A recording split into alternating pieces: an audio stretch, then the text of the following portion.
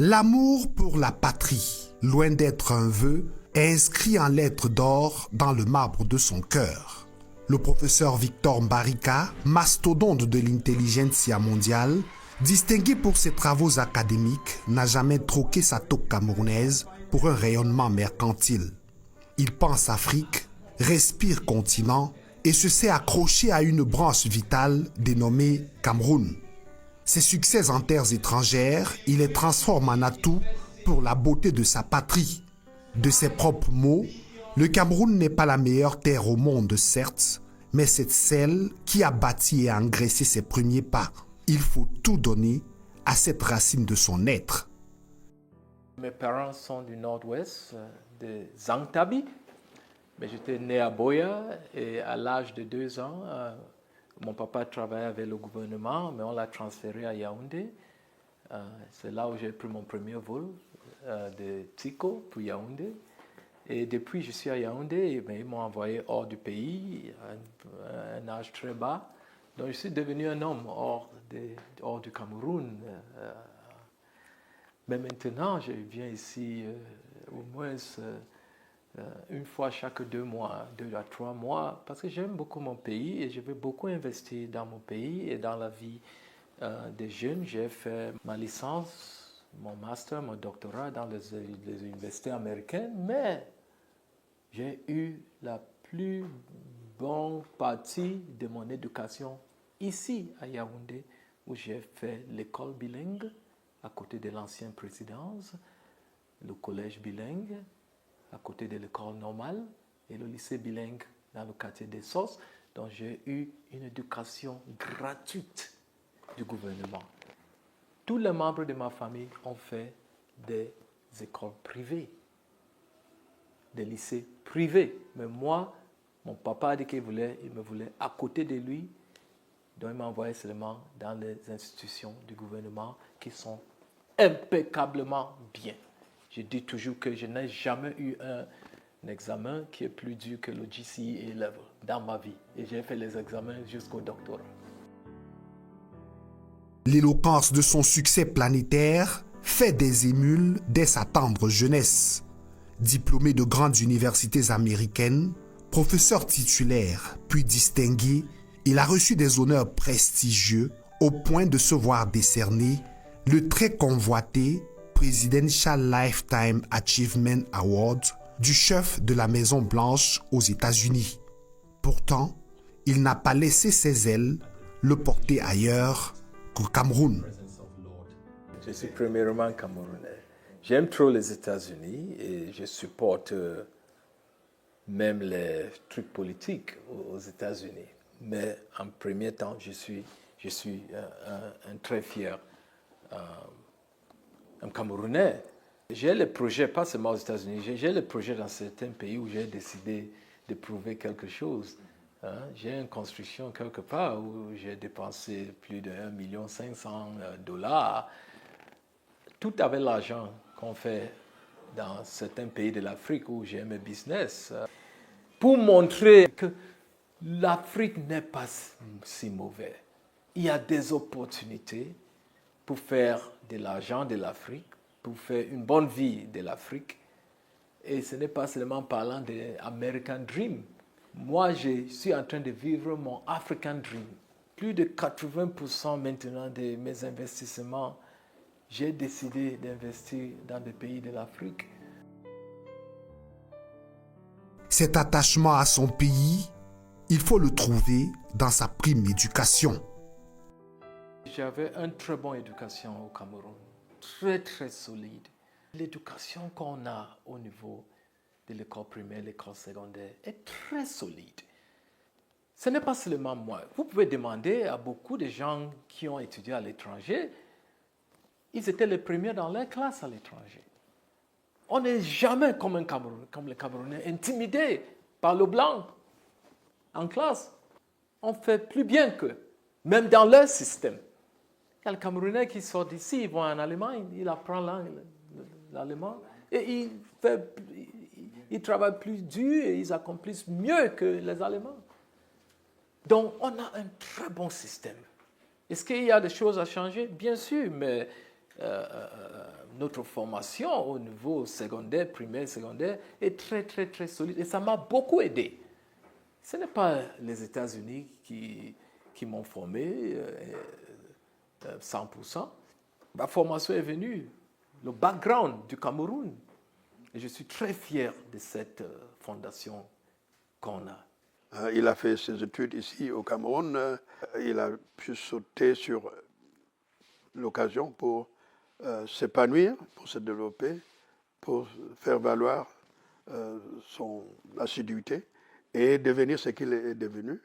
Il nous a surpris déjà parce que son trajectoire vers la mobilité,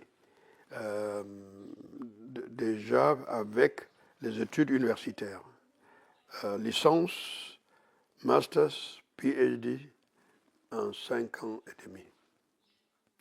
C'est énorme. C'est incroyable. Et si c'était ici au Cameroun ou quelque part en Afrique, on allait dire, ah, peut-être qu'on l'a favorisé. Mais dans une structure aux États-Unis où les règles du jeu sont connues, vous devez amasser le volume de travail requis et la qualité pour être reconnu. Cela veut dire qu'il a été un surdoué par sa performance. Il a été recruté à l'université et on a constaté la même ascendance. Il est allé de son poste de chargé de cours à maître de conférence et professeur titulaire en 6 ans et demi. Chrétien convaincu, le jeune Victor ne s'est pas considéré comme meilleur que ses semblables. L'humilité le conduit partout et toujours. Je n'ai pas connu le professeur Mbarika depuis des dizaines d'années. J'ai connu le jeune Victor Mbarika qui était un jeune élève dans les mouvements chrétiens, très intelligent, très respectueux, très dévoué et qui, avec joie, nous voyons comment est-ce qu'il a évolué. Quand vous appliquez dans le vécu quotidien les principes chrétiens, quand vous êtes chrétien dans tout ce que vous faites, ça ne peut être que le succès et la performance. Donc, il était quelqu'un qui était déterminé à bien faire des études, respectueux. Donc, automatiquement, quand vous êtes honnête, sérieux dans vos études, respectueux de la hiérarchie des parents, moi, je crois que ce n'est que la bénédiction, c'est le résultat de cette bénédiction-là. J'ai suivi sa carrière, j'ai su comment est-ce qu'il a évolué à l'université, très jeune professeur, et il a toujours été passionné. Bon, maintenant, ça ne me surprend pas, puisque la formation qu'il a suivie, c'est dans les nouvelles technologies. Et je crois que ce même amour pour son pays, pour la jeunesse, pour se positionner comme un modèle, l'a donc poussé à partager avec la jeunesse ce qu'il a appris. La quarantaine alerte, des centaines de publications académiques, livres et revues à son actif, Victor Mbarika parle avec aisance aux scientifiques de son époque. J'ai eu des échanges très intéressants avec le professeur Mbarika pour comprendre vraiment sa vision. Et je vous dis, c'est une vision qui, mise en application, va permettre au Cameroun de tirer le meilleur de ce qui est possible dans les technologies de l'information et de la communication. Et vous savez aujourd'hui, qu'est-ce que vous pouvez faire sans les TIC? Qu'est-ce que vous pouvez inventer sans les TIC? Donc, il est au cœur de cette transformation. Elle va dans plusieurs directions. Il y a l'intelligence artificielle, les systèmes d'information, la cybersécurité, même les applications à l'ingénierie, la CAO, DAO, l'ingénierie inverse. En réalité, nous avons là une personnalité de premier plan, une personnalité très multidimensionnelle en termes scientifiques, mais aussi en termes d'entrepreneuriat. Le professeur Mbarika pense qu'on peut transformer l'agriculture camerounaise en passant par l'intelligence artificielle. Il pense qu'on peut transformer l'élevage au Cameroun en passant par l'intelligence artificielle. Il pense qu'on peut moderniser complètement l'appareil administratif. Et je suis totalement d'accord avec lui sur ça, en passant par l'intelligence artificielle. Je pense que c'est cette ambition qu'il faut réellement glorifier.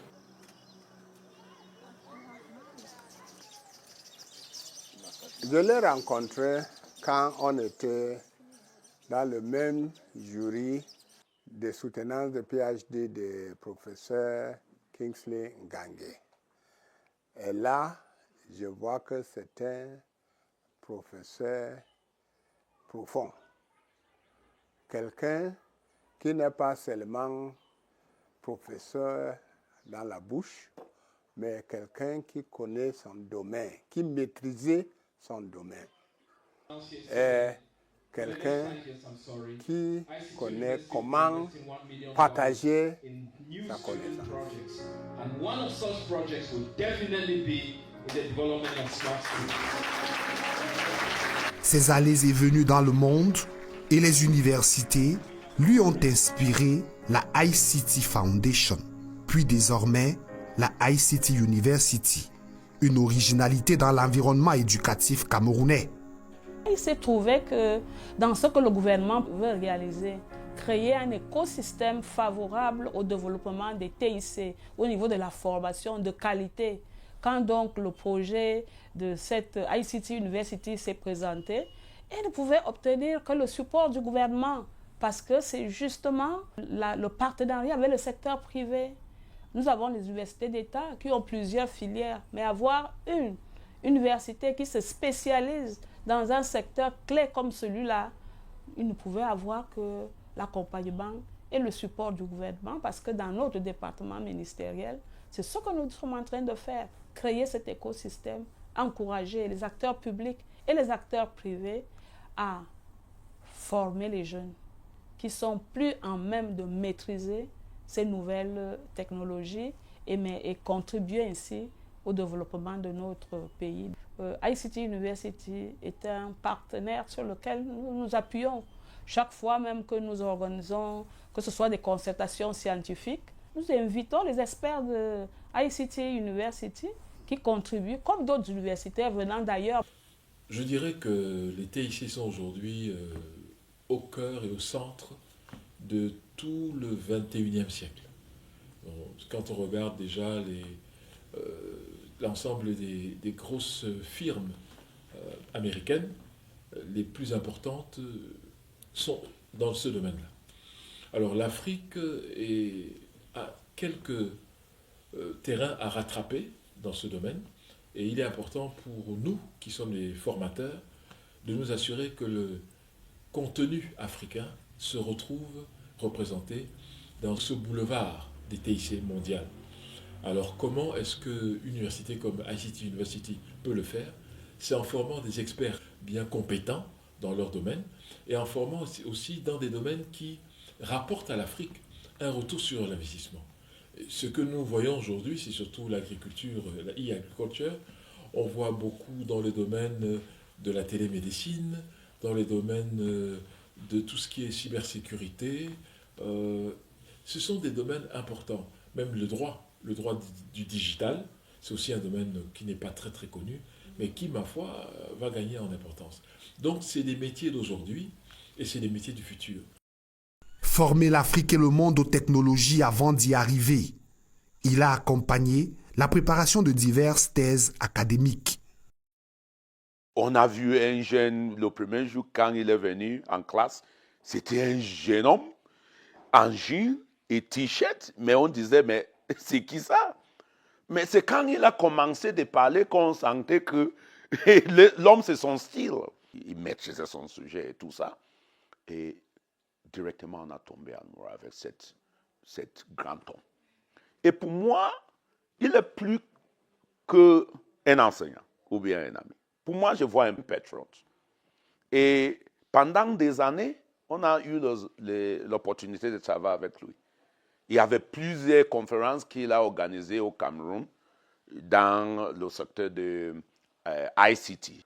Et c'est parmi ces conférences qu'on a fait le networking avec les autres professeurs qui venaient des États-Unis. Et j'ai eu la chance pour voyager, compléter mon doctorat, le PhD, avec le professeur Mbarika à Louisiana. Et plusieurs fois pour aller donner cours. En 2024, quand j'ai gagné le Fulbright Visiting African Research Scholar, qui est un programme sponsorisé par le gouvernement des États-Unis, j'étais à l'Université de Florida. Le professeur Mbarika m'a invité pour venir faire un petit travail avec le académique, bien sûr, à Greenville, North Carolina, là où il est basé. Et je vois, plus de 15 ans quand on a commencé à parler avec lui, ce projet de ICT University, que le monsieur est plus en plus engagé dans ces projets. Et les réalités, c'est ce qu'on voit aujourd'hui. Et quand il est venu pour demander le mentorship, collaboration avec l'Université de Boya, il a trouvé que le jeune homme qu'il avait formé, le jeune homme qu'il est venu présider la soutenance doctorat, qui est le professeur Kingsley Ngange Menang, il est devenu un professeur titulaire d'abord, et maintenant un vice-recteur chargé de la recherche, coopération et relations avec le monde d'entreprise. Ça veut dire que quand tu te grandis, avec les gens grandissent aussi avec vous. Et ça, c'est pour montrer qu'il a une vision, il a un bon cœur, et ça produit les fruits.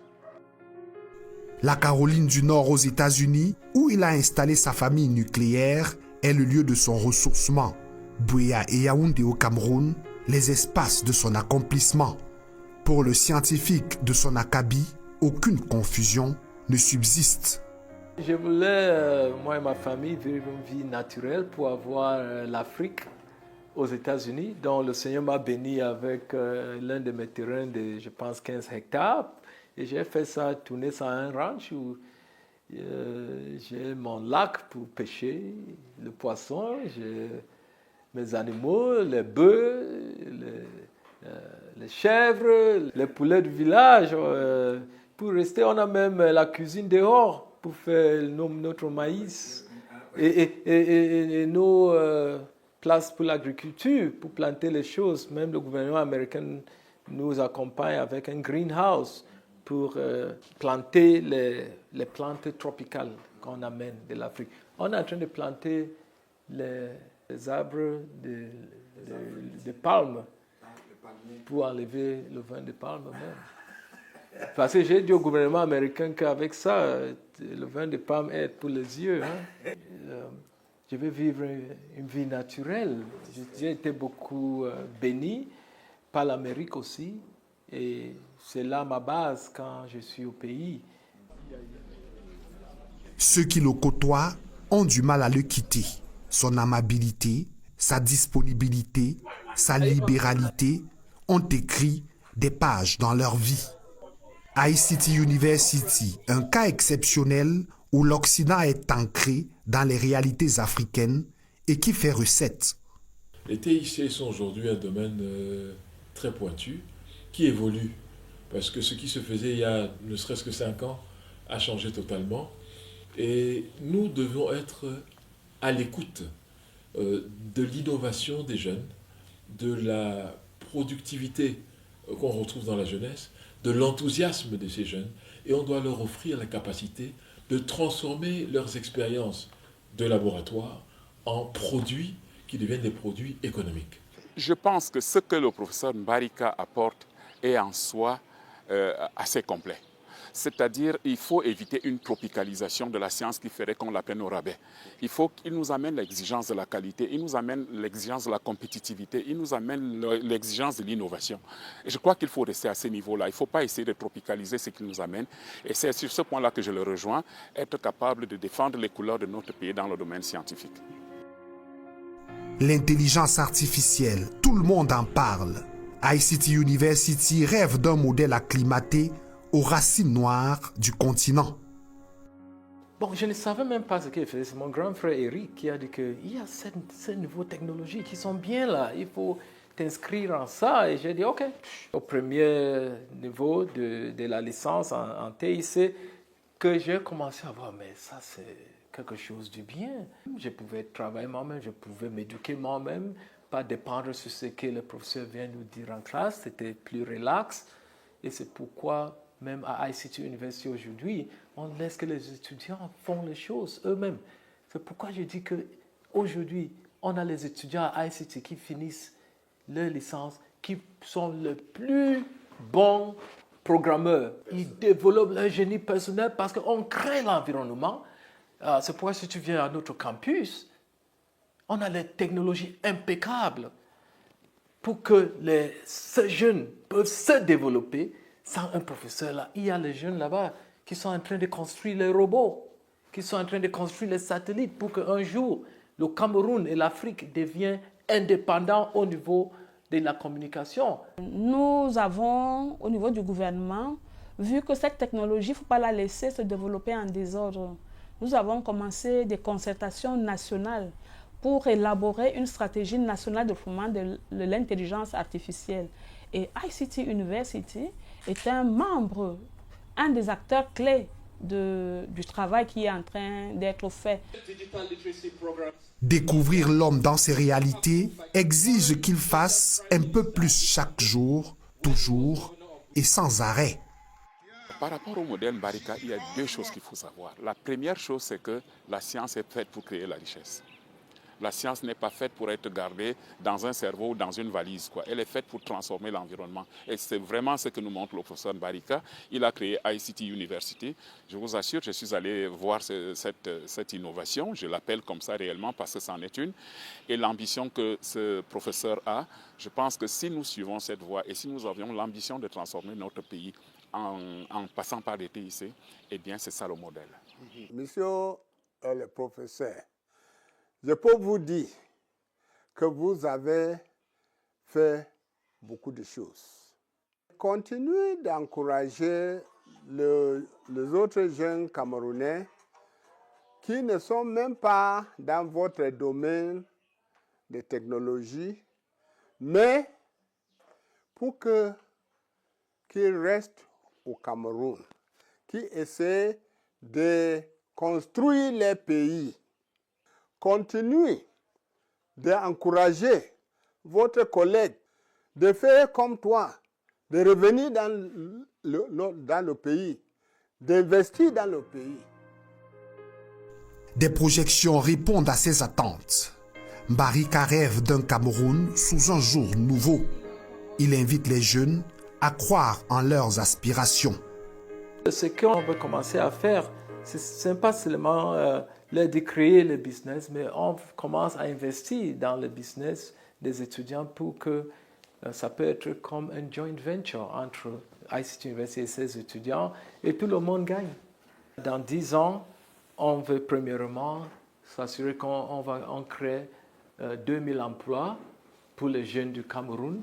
Et parmi ces 2000 qu'on va former et qui vont travailler avec nous, ils vont aussi créer leur business et ça va multiplier. Deuxièmement, l'université est en train de travailler très dur pour créer nos propres satellites du Cameroun pour servir l'Afrique centrale, pour qu'on ne dépend pas 100% tout le temps sur les pays occidentaux pour nos connexions d'Internet et tout.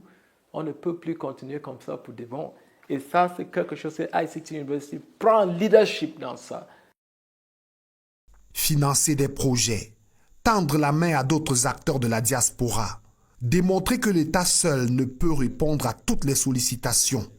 Un message, une conviction. J'ai vu ma vie pour servir Dieu, pour servir les êtres humains, pour servir mon pays, mon très beau pays, le Cameroun, même de la diaspora. Ils ne voient rien de bon dans leur pays. Pourtant que c'est le pays qui les a formés.